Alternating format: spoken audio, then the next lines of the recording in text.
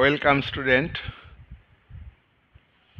এখন আমি আলোচনা করব ভারতের সংবিধানে পার্ট 3-র যে অধ্যায় অর্থাৎ তৃতীয় অধ্যায়, সেখানে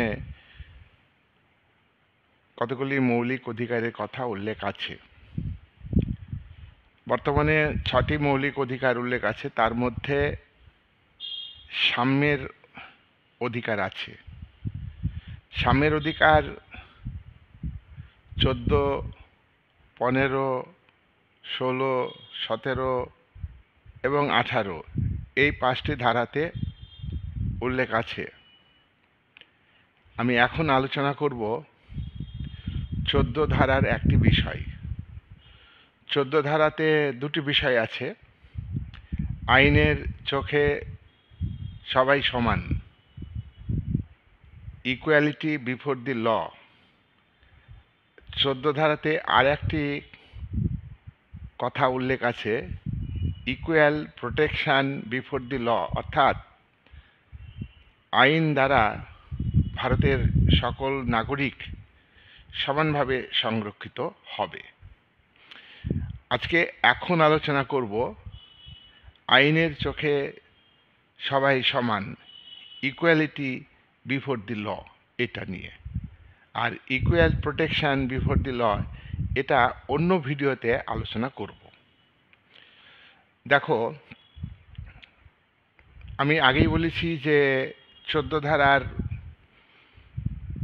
যে বক্তব্য সেটা হলো সাম্যের অধিকার, সমান অধিকার, সমান সুযোগ সুবিধা। এই যে সাম্যের অধিকার, এটা কিন্তু রাজনৈতিক সাম্যের কথা বলা হয়েছে। আর ভারতের সংবিধানে ফরাসি বিপ্লবের যে আদর্শ, সাম্যের আদর্শ, সেটাকে অনুসরণ করা হয়েছে। এখানে মূলত আইনগত সাম্যের কথা বলা হয়েছে, রাজনৈতিক আদর্শ হিসাবে সাম্যের কথা বলা হয়েছে। কিন্তু প্রকৃত অর্থে সাম্য হলো প্রত্যেকটা মানুষকে যার যতটুকু ব্যক্তিত্ব বিকাশে সুযোগ সুবিধা দরকার ততটুকু তাকে সুযোগ সুবিধা দিতে হবে। এইটা হলো প্রকৃত অর্থে সাম্য। তাহলে প্রকৃত অর্থে আইনগত সাম্য নয়, এটা আমি এখনই বলে রাখছি। তবু সাম্যের অধিকার হিসাবে ফরাসি বিপ্লবের যে ইডিওলজি, ইকুয়ালিটি, এটা একটা আলোড়ন সৃষ্টিকারী এবং সামন্তবাদের বিরুদ্ধে আইনগত সাম্যের অধিকারের ধারণা, এটা কিন্তু অত্যন্ত তাৎপর্যপূর্ণ। সেই প্রেক্ষাপটে ভারতের সংবিধানের 14 ধারায় উল্লেখিত ইকুয়ালিটি বিফোর দি ল এর তাৎপর্য আছে। ইকুয়ালিটি বিফোর দি ল এই বিষয়টি ব্রিটেনের সংবিধানকে অনুসরণ করে ভারতের সংবিধানের 14 ধারায় উল্লেখ করা হয়েছে। ব্রিটেনে সাধারণ আইনকে বিশেষভাবে গুরুত্ব দেওয়া হয়েছে। ব্রিটেনের সংবিধান বিশারদ এভি ডাইসি, তিনি তার রুল অফ ল গ্রন্থে রুল অফ ল অর্থাৎ আইনের অনুশাসনের তত্ত্ব তৈরি করেছেন। ডাইসি তার রুল অফ ল গ্রন্থে যে আইনের অনুশাসনের তত্ত্বের কথা উল্লেখ করেছেন, তাতে 3টি কথা বলা আছে। 1 নম্বর হলো সাধারণ আইনের সর্বাত্মক প্রাধান্য, অর্থাৎ সাধারণ আইন সব মানুষ ব্রিটেনের মেনে চলবে। দ্বিতীয় কথা হলো যে আইন অর্থাৎ সাধারণ আইনকে ব্রিটেনের সব নাগরিক মেনে চলবে। আর 3 নম্বর কথা হলো ব্রিটেনের অলিখিত সংবিধান, সেখানে এই ডাইসির আইনের অনুশাসনের তত্ত্ব অনুযায়ী এটা বলা হলো যে নাগরিকদের অধিকার রক্ষা করবে আইন। তাহলে দ্বিতীয় যে বক্তব্য, আইনের চোখে সবাই সমান, ব্রিটেনের সব নাগরিক, এই বক্তব্যটাকে ভারতের সংবিধানের 14 ধারায় উল্লেখ করা হলো এবং গ্রহণ করা হলো। এখন ভারতের সংবিধানের 14 ধারায় ইকুয়ালিটি বিফোর দি ল, আইনের চোখে সবাই সমান, এ কথার মানে কি? এ কথার মানে হলো ভারতবর্ষের যে সাধারণ আইন, অর্থাৎ পার্লামেন্টের তৈরি যে আইন, সেই আইনের চোখে ভারতের সকল নাগরিক, প্রধানমন্ত্রী, রাষ্ট্রপতি থেকে শুরু করে সাধারণ কৃষক, শ্রমিক, খেটে খাওয়া মানুষ, সবাই কিন্তু আইনের চোখে সবাই সমান সুযোগ সুবিধা পাবে। প্রধানমন্ত্রী বলে যে বেশি সুযোগ পাবে, রাষ্ট্রপতি বলে যে বেশি সুযোগ পাবে, রাজ্যপাল বলে যে বেশি সুযোগ পাবে, তা এ কথা বলা হলো না। তাহলে এইটা হলো আইনের চোখে সবাই সমান। 1960 সালে বিচারপতি সুব্বা রাও, সুপ্রিম কোর্টের বিচারপতি সুব্বা রাও বললেন যে ইকুয়ালিটি বিফোর দি ল, অর্থাৎ আইনের চোখে সবাই সমান, এটা নেতিবাচক অর্থে ভারতের সংবিধানে গ্রহণ করা হয়েছে। নেতিবাচক অর্থে মানে কি? কেউই, ভারতের কোনো ব্যক্তিই বিশেষ সুযোগ সুবিধা দাবি করতে পারবে না আইনের কাছে। আইনের কাছে ভারতের কোনো ব্যক্তি বিশেষ সুযোগ সুবিধা, স্পেশাল প্রিভিলেজেস পাবে না, দাবি করবে না। ক্ষমতা, পদমর্যাদা, অবস্থা, ক্ষমতা, পদমর্যাদা, অবস্থা নির্বিশেষে, অর্থাৎ সকল ব্যক্তি তোমার ভারতের আইনের অধীন, ভারতের আইনের ঊর্ধ্বে কেউ না, এ কথা 14 ধারায় এ কথা বলা হলো। দেখো, আদালতের কাছে সব ব্যক্তি, যদি আদালতের কাছে সব ব্যক্তি বেআইনি কাজ করে, তাহলে আদালতের কাছে জবাবদিহি করতে হবে। সেক্ষেত্রে রাজ্যপাল হোক, সেক্ষেত্রে প্রধানমন্ত্রী হোক, সেক্ষেত্রে রাষ্ট্রপতি হোক, হ্যাঁ, যদি বেআইনি কাজ করেন তাহলে তাদেরকেও কিন্তু তোমার দায়ী থাকতে হবে আদালতের কাছে। এখন কথা হলো, এটার মনে কি যে প্রাইম মিনিস্টার, প্রধানমন্ত্রী, prime minister of India, president of India, অর্থাৎ গভর্নর অফ স্টেট, এ সকলেই কিন্তু আইনের চোখে সমান। মানে কি বলবো, চরম সংকটজনক অবস্থা বা চরম দুরবস্থা, প্রতিকূল অবস্থা আইনের দিক থেকে, সেই সময়েও আইন সবাইকে সমান চোখে দেখবে। আইন কোনো ব্যক্তির প্রতি বর্বর আচরণ করবে না, কোনো বৈষম্যমূলক আচরণ করবে না ম্যান টু ম্যানের ক্ষেত্রে। এখন ভারতের সংবিধান এই যে 14 ধারায় ইকুয়ালিটি বিফোর দি ল এটা বলা হলো, এর কিছু ব্যতিক্রম আছে। ব্যতিক্রম কি? ব্যতিক্রম মানে এই যে আমি এতক্ষণ বক্তব্যগুলো রাখলাম, আলোচনা করলাম, এই নিয়ম তাদের ক্ষেত্রে খাটবে না। আমরা পয়েন্ট আকারে দেখব যে কাদের ক্ষেত্রে এই নিয়ম খাটবে না। হ্যাঁ, আমরা আলোচনা করলাম যে প্রধানমন্ত্রী কি সাধারণ সবারই ক্ষেত্রে সমান, তাহলে কার কার ক্ষেত্রে এই আইনের চোখে সবাই সমান এই কথাটি প্রযোজ্য নয়। আমরা প্রথম পয়েন্টে বলবো, প্রেসিডেন্ট অফ ইন্ডিয়া, ভারতের রাষ্ট্রপতি, president of India, prime minister of India, হ্যাঁ, এরা পদাধিকার বলে, এরা যেহেতু প্রেসিডেন্ট, এদের হাতে ক্ষমতা আছে, প্রধানমন্ত্রী যেহেতু তার হাতে ক্ষমতা আছে, তাহলে প্রেসিডেন্ট এবং প্রাইম মিনিস্টার এদের হাতে যে ক্ষমতা আছে, সেই ক্ষমতা বলে তারা আদালতের কাছে কোনো কৈফিয়ত দিবে না। দেখো, প্রধানমন্ত্রী, রাষ্ট্রপতি সকলেই আদালতের অধীন থাকবে, কৈফিয়ত দিতে হবে তাদের কাজের জন্য। এখানে লোকপাল বিলের কথা বলা হয়েছিল যে অর্থে, সেই অর্থে কিন্তু বিল পাস হয়নি। যে প্রধানমন্ত্রী দুর্নীতি করলে তারও অপরাধ হলে তাকে আইনের অধীন জবাব দিতে হবে, আদালতের কাছে কৈফিয়ত দিতে হবে।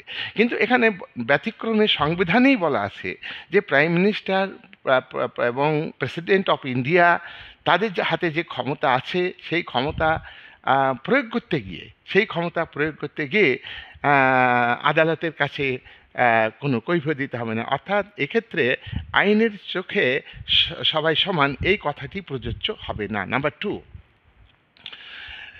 President of India, governor of state, রাজ্যের সাংবিধানিক প্রধান গভর্নর, ভারতবর্ষের সর্বোচ্চ সাংবিধানিক প্রধান হচ্ছে রাষ্ট্রপতি, প্রকৃত শাসক প্রধানমন্ত্রী।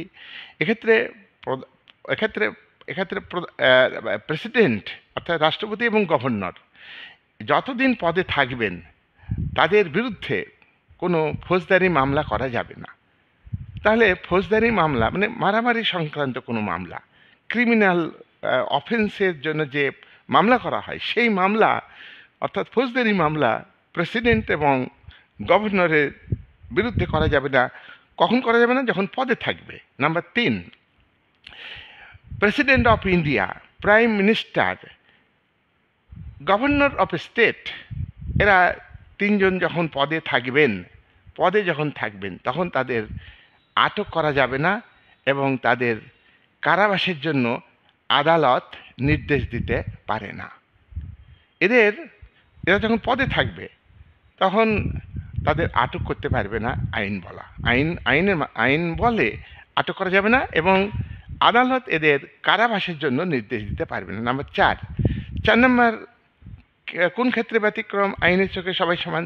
নাম্বার 4 হলো পদে বসার আগে, অর্থাৎ পদে বসার আগে মানে রাজ্যপাল পদে বসার আগে, রাষ্ট্রপতি তার পদে বসার আগে এবং প্রধানমন্ত্রী তার পদে বসার আগে এবং পদ থেকে অপসারিত হলে তারপরে ব্যক্তিগত কাজের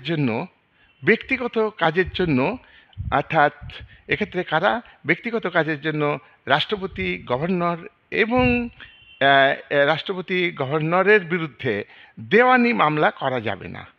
দেওয়ানি মামলা করা যাবে না সাধারণত, তবে দেওয়ানি মামলা করা যাবে, করতে গেলে 2 মাস আগে নোটিশ দিতে হবে। তাহলে এটা আমি আপনাকে বলছি, পদে বসার আগে এবং পদ থেকে অপসারিত হওয়ার পরে রাষ্ট্রপতি এবং গভর্নরের বিরুদ্ধে দেওয়ানি মামলা করতে গেলে 2 মাস আগে নোটিশ দিতে হবে। এই 4টি ক্ষেত্রে আমরা ব্যতিক্রমের কথা আলোচনা করলাম, আরও আছে, সাধারণত এই 4টি জানলেই হবে। এবার অন্যান্য ক্ষেত্রে কিছু ব্যতিক্রম আছে। অন্যান্য ক্ষেত্রে কি ব্যতিক্রম আছে আমরা তা আলোচনা করব। দেখো, ফরেন শাসকদের ক্ষেত্রে, ফরেন মানে কি? বিদেশি শাসকদের ক্ষেত্রে, রাষ্ট্রদূতদের ক্ষেত্রে, ধরো অন্য দেশের রাষ্ট্রদূত আমাদের ভারতে আসে, রাষ্ট্রদূতদের ব্যাপারে এদের বিরুদ্ধে কোনো মামলা করা যাবে না। এক্ষেত্রে আইনের চোখে সবাই সমান এই কথাটি প্রযোজ্য হবে না। কি বললাম? বিদেশি শাসকদের এবং রাষ্ট্রদূতদের ক্ষেত্রে, বিদেশের রাষ্ট্রদূত ভারতে আসে, এদের বিরুদ্ধে কোনো মামলা করা যাবে না। এটা আদালতের এখতিয়ারের বাইরে। কেন করা যাবে না? আদালতের এখতিয়ারের বাইরে বিদেশি শাসক এবং রাষ্ট্রদূতদের বিরুদ্ধে মামলার বিষয়টি এই আদালতের এখতিয়ারের বাইরে, তাদের এখানে আইনের চোখে সবাই সমান এই কথাটি প্রযোজ্য নয়। নাম্বার 2, দেখো, যুদ্ধের সময়, যুদ্ধকালীন পরিস্থিতিতে বা যুদ্ধের সময়ে শত্রু ভাবাপন্ন ব্যক্তিরা ভারতের আদালতের মামলা করতে পারে না। শত্রু, সে বিদেশি, হ্যাঁ, এবং যুদ্ধ চলছে, সে কেন ভারতের আদালতে মামলা করতে পারবে? এটা কিন্তু এই আইনের চোখে সবাই সমান এই নিয়মের ব্যতিক্রমের মধ্যে পড়ছে। এটা ব্যতিক্রম। এক্ষেত্রে আইনের চোখে সবাই সমান একথা কার্যকরী হবে না। আচ্ছা, এইবার কথা কি, করতে পারে না এবং এরা অন্যান্যদের মতো এরা মানে বন্দির, ধরো শত্রুভাবাপন্ন কি বলবো ব্যক্তি, বিদেশি, সে আটক হয়েছে, এবার জেলখানার মধ্যে ভারতীয়দের মতো সুযোগ সুবিধা দাবি করতে পারবে না যে এইটা আমার আইনে আছে, এটা কেন পাচ্ছি না, এই কথা বলতে পারবে না। এবার হচ্ছে 3 নাম্বার। দেখো, 3 নাম্বার ক্ষেত্রে আমরা বলবো যে পার্লামেন্টের মেম্বার অফ পার্লামেন্ট অর্থাৎ লোকসভা, রাজ্যসভার সদস্য এবং স্টেট লেজিসলেচার অর্থাৎ রাজ্য আইনসভার সদস্য, তাদের কি বলে? তাদের বলে MLA বলে, মেম্বার অফ লেজিসলেটিভ অ্যাসেম্বলি। এরা কিন্তু কিছু সুযোগ সুবিধা দাবি করতে পারে। এখন রাজ্য আইনসভার MLA-রা ও কেন্দ্রের পার্লামেন্টের এমপি বলা হয়, মেম্বার অফ পার্লামেন্ট, তারা বিশেষ সুযোগ সুবিধা দাবি করতে পারে। এক্ষেত্রে আইনের চোখে সবাই সমান এই কথাটা কিন্তু কার্যকরী হবে না। 4 নাম্বার, 1978 সালে 44তম অ্যামেন্ডমেন্টের মাধ্যমে, অর্থাৎ 1978 সালে 44তম সংবিধান সংশোধনের মাধ্যমে এ কথা বলা হলো যে পার্লামেন্ট আইন করে, কি বললাম? পার্লামেন্ট আইন করে প্রশাসনিক আদালত গঠন করতে পারবে। এক্ষেত্রেও কিন্তু আইনের চোখে সবাই সমান এই বক্তব্য কার্যকরী হবে না। তাহলে আমরা দেখছি আইনের চোখে সবাই সমান এই কথাটি হচ্ছে সাম্যের একটা অধিকার, সাম্য দৃষ্টিভঙ্গি। কিন্তু একথা আমাদের মনে রাখতে হবে, সাম্য হচ্ছে রাজনৈতিক ক্ষেত্রে সাম্য। আইনের চোখে সবাই সমান এটা মানেই হচ্ছে আইন সকলের ক্ষেত্রে সমানভাবে প্রযোজ্য হবে না। আমরা দেখলাম আইনের চোখে সবাই সমান এই বক্তব্যটার পজিটিভ দিক, ইতিবাচক দিক যতটা বেশি তার থেকে নেতিবাচক দিক বেশি, ব্যতিক্রমটা অত্যন্ত বেশি। হ্যাঁ, সবই বলল, আবার এমন এমন ব্যতিক্রমের কথা তোমাদের আমি তুলে ধরলাম, তাতে তো এই আইনের চোখে সবাই সমান এটা এই যে বক্তব্য, হ্যাঁ, এই লেকচারটা এটা একটা মিনিংলেস হয়ে গেল। তা আমরা এইখানে বলবো, যদি যতটুকু কার্যকরী হবে আইনের চোখে সবাই আমাদের যে আইন ব্যবস্থা মধ্য দিয়ে যে বিচার ব্যবস্থা চলে, দেখো আমাদের দেশে যতই বলা হোক না কেন স্বাধীন ও নিরপেক্ষ বিচার ব্যবস্থা, তোমরা দেখতেই পাচ্ছ। মানে গরিবের ক্ষেত্রে বিচার ব্যবস্থা বিচার করতে পারে বিচারকরা, কিন্তু ধনীর ক্ষেত্রে বিচার করতে পারে না। তার কারণ বিচারপতিদের তথ্য প্রমাণের উপরে ভিত্তি করে তাদের বিচার করতে হয়। তথ্য প্রমাণকে লোপাট করে দেয়, মানে ভ্যানিশ করে দেয় যারা শাসক শ্রেণী, এবং তাদের সমর্থিত যারা ধনী ব্যক্তি, তাদের তাদের ক্ষেত্রে আইন প্রয়োগ হয় না। পাশাপাশি হয়রাজ যারা খুব দরিদ্র মানুষ অপরাধ করলো, সেটা শাস্তি খুব তাড়াতাড়ি দেয় বিচার ব্যবস্থা। সেখানে পলিটিক্যাল ইনফ্লুয়েন্স রয়েছে। সুতরাং আইনের চোখে যে সবাই সমান, ফরাসি বিপ্লবের যে আদর্শ, ফরাসি দেশে আইনের চোখে সবাই সমান আদর্শকে গ্রহণ করেছে। ফরাসি দেশের কৃষকরা কি সুবিচার পেয়েছে সেই আইনে? ফরাসি দেশের বিচার ব্যবস্থা কি সাধারণ গরিব কৃষককে সুবিচার দিয়েছে? দেয়নি। ইতিহাস খুঁজলে এটা প্রমাণিত হয়। তাই আজকে বড় বড় কথা ভারতের সংবিধানে আইনের চোখে সবাই সমান যতই বলা হোক না কেন, এটা গরিবকে ধোঁকা দেওয়ার জন্যে, সাধারণ জনমতকে বিভ্রান্ত করার জন্যে এই বক্তব্য ভারতের সংবিধানে উল্লেখ করা হয়েছে। আমরা যদি দেখতে পাই, হ্যাঁ সত্যি আইন নিরপেক্ষভাবে কাজ করছে, আইনের সাহায্যে বিচার ব্যবস্থা বিচার করবে। এখানে যারা যারা মানে কি বলবো, স্টেট মেশিনারির সঙ্গে পুলিশ রয়েছে, পলিটিক্যাল অ্যাডমিনিস্ট্রেটর রয়েছেন, অর্থাৎ যারা রাজনীতি জনপ্রতিনিধি এবং যারা আমলা রয়েছেন, তারা সত্যিই কি নিরপেক্ষ? তারা কি সত্যি তথ্য বিচার ব্যবস্থার কাছে পৌঁছিয়ে দেয়? আর বিচার ব্যবস্থা রাজনৈতিক প্রতিনিধিদের দ্বারা নিয়ন্ত্রিত, কারণ বিচারপতিদের নিযুক্ত করেন জনপ্রতিনিধিরা। আমাদের দেশে এই সিস্টেম। সুতরাং আইনের চোখে সবাই সমান, এটা শুনতে ভালো লাগে ভারতের জনগণের কাছে, এবং এটা সবাই বলে, রাজনৈতিক বিশ্লেষকরা বলে, এবং গণতন্ত্র রক্ষার নামে কথা বলা হয়, ধোঁকা দেওয়ার জন্য কথা বলা হয়। কিন্তু সত্যিকারের একটা আইনের চোখে সমতা এটা আনতে গেলে এখানে মেনলি অর্থনৈতিক ক্ষেত্রে সাম্যকে গুরুত্ব দিতে হবে। অর্থনৈতিক ক্ষেত্রে সকল মানুষের যে সুযোগ সুবিধা, সেটা তো ভারতবর্ষে নেই। অর্থনৈতিক সুযোগ সুবিধা, অর্থনৈতিক দিক থেকে সকল মানুষ সমান হয়ে যাবে একথা আমি বলছি না। তার কারণ এই ধারণাটা ভুল। সাম্য মানে সবাইকে সমান করে দেওয়া, সবাইকে অর্থনৈতিক সুযোগটা সমানভাবে পৌঁছে দেওয়া, এটা কিন্তু সাম্য নয়।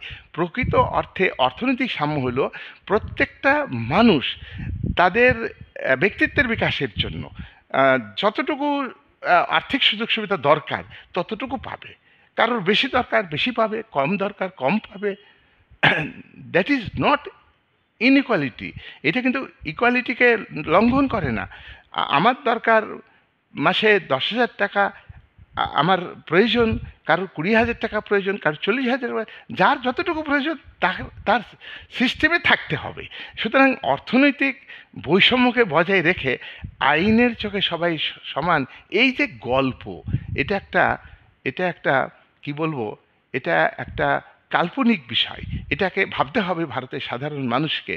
তাই অর্থনৈতিক ক্ষেত্রে যাতে সাম্য দেওয়া যায়, অর্থনৈতিক ক্ষেত্রে সমান সুযোগ সুবিধা প্রত্যেকটা মানুষের কাছে যদি পৌঁছে দেওয়া যায়, আর প্রত্যেকটা মানুষ আর্থিক দাবি দেওয়া পেতে পারে, তাদের যতটুকু দরকার পর্যাপ্ত, অতিরিক্ত নয়, এই জায়গায় আইনের চোখে সবাই সমান, এই বক্তব্যের সার্থকতা, এই বক্তব্যের পজিটিভ দিক নিহিত আছে, সেই জায়গাটাকে ধরা উচিত।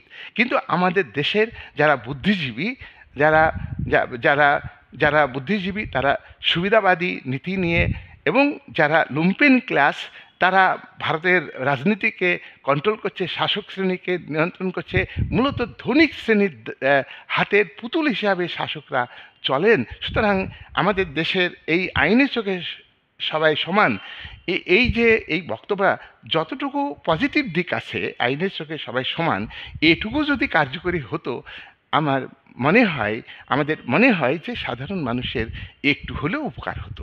কিন্তু তা আমরা দেখতে পাই না। আইন শুধু সাধারণ দরিদ্র মানুষকে নিয়ন্ত্রণ করবার জন্য, ধনীদের নিয়ন্ত্রণ করবার জন্য নয়। হ্যাঁ, আইন দরিদ্র মানুষ আইনের মাধ্যমে সুবিচার পায় না, বিচার ব্যবস্থার মাধ্যমে সুবিচার পায় না। এখানে বিচারের বাণী নীরবে নিভৃতে কাঁদে। আর আমরা সেই ব্রিটিশ চিন্তাবিদ আর বল তার মডার্ন পলিটিক্স গ্রন্থে বলেছেন যে পুঁজিবাদী ব্যবস্থাতে উদারনৈতিক গণতান্ত্রিক পলিটিক্যাল সিস্টেমে যে বিচার বিভাগের নিরপেক্ষতা এবং স্বাধীনতার কথা বলা হয় তা আধা অলীক কল্পনা ছাড়া আর কিছুই নয়। সুতরাং এখানে যতই বলা হোক না কেন লিবারেল ডেমোক্রেটিক সিস্টেমে যে আইন ব্যবস্থা এবং বিচার ব্যবস্থার উৎকর্ষের উপর পলিটিক্যাল সিস্টেমের উৎকর্ষ, স্টেটের আদর্শের উৎকর্ষ নির্ভর করে, কিন্তু তা আসলে ভেক কথা। এটা সাধারণ মানুষকে, অজ্ঞ অসচেতন জনগণকে বিভ্রান্ত করার একটা বক্তব্য। যদি গণতান্ত্রিক সিস্টেমে সাধারণ মানুষকে সুবিচার পাইয়ে দেওয়া দৃষ্টান্ত বহু হয়, তবেই গা এই আইনের চোখে সবাই সমান এই সাংবিধানিক ব্যবস্থা অত্যন্ত তাৎপর্যপূর্ণ হয়ে উঠবে এবং এর প্রতি ভারতবর্ষের মানুষের আস্থা থাকবে। আর যদি আইনের পথে চলবে, পলিটিক্যাল লিডারদের বক্তব্য, জনপ্রতিনিধিদের বক্তব্য, প্রশাসনিক দায়িত্বে যারা আছে, আইনের পথে চলবে। খুব একটা মুখরোচক কথা, শ্রুতিমধুর কথা এটা বলে সাধারণ মানুষকে বিভ্রান্ত করা ছাড়া আর কিছুই নয়। সাধারণ মানুষ দেখতে পাচ্ছে যারা বড় বড় অপরাধ করে, বড় বড় দুর্নীতির সঙ্গে যুক্ত, আইন তাদের চোখে দেখতে পায় না, আইনের চোখ বুজে থাকে, অন্ধ হিসাবে আইন কাজ করে। আর যখন সাধারণ মানুষ অল্প বিচার করে, সেটা দৃষ্টান্ত স্থাপন করে আইনের প্রতি মানুষের আস্থা আনার জন্যে এবং বিচার ব্যবস্থার প্রতি আস্থা আনার জন্যে। এই বলে আজকের যে আলোচনা, ভারতবর্ষের সাংবিধানিক যে ব্যবস্থা, 14 আর্টিকেল, সেই আর্টিকেলের তাৎপর্য অবশ্যই আছে। সামন্তবাদ, বিদেশি শাসক, তার থেকে নাই মামা থেকে কানা মামা অনেক ভালো। সুতরাং মানে something is better then nothing, সেই অর্থে 14 ধারার আইনের চোখে সবাই সমান, এই বক্তব্যের দ্বারা আমাদের শাসক শ্রেণী এবং আমাদের যারা ধনিক বণিক শ্রেণী এবং পলিটিক্যাল লিডার এবং আমলারা এটা তাদের কর্ণে প্রবেশ করবে, তারা এটাকে মান্য করবে। এই আশা ভরসায় ভারতবর্ষের সাধারণ মানুষ সংবিধানের প্রতি বিশ্বাস রাখবে এবং আইনের চোখে সবাই সমান এই বক্তব্যকে সম্মান জানাবে এবং শ্রদ্ধা জানাবে। এই বলে আজকের সংক্ষিপ্ত ভিডিওর আলোচনা আমি শেষ করলাম।